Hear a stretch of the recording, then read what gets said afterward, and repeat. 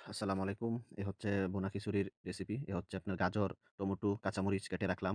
পাশাপাশি আপনার চাল, ডালটা ধুয়ে শুকানোর জন্য দিছি একসাথে। ভালো করে ধুয়ে নিবেন।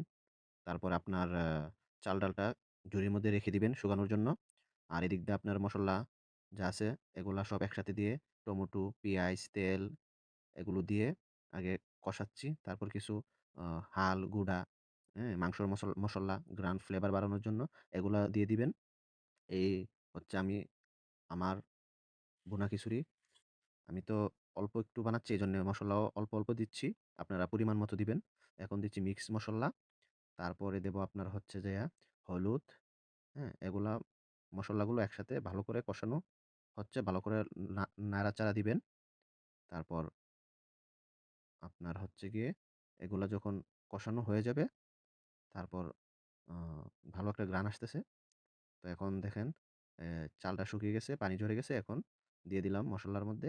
সাথে হালকা নাড়াচাড়া দিয়া এখন হালকা চালটাকে ভেজে নিচ্ছি। আবার বেশি ভাজবেন না। আর এদিক দিয়ে আপনার হালকা ভাজা হওয়ার পর পানি দিয়ে দিলাম পরিমাণ মতো। দিয়ে দিলাম।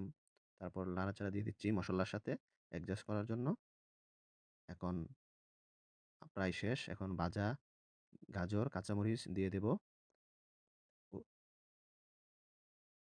এই দিয়ে দিলাম ভাজা গাজর আর কাঁচামরিচ। স্বাদমতো লবণ দিয়ে দিবেন। পরিমাণ মতো লবণ। তারপর ভালো করে চুলার আগুনটা একটু কমিয়ে দিবেন। এখন নাড়া দেওয়া শেষ। এখন এই তো হয়ে গেল আমার শর্টকাটের ভুনা খিচুড়ি।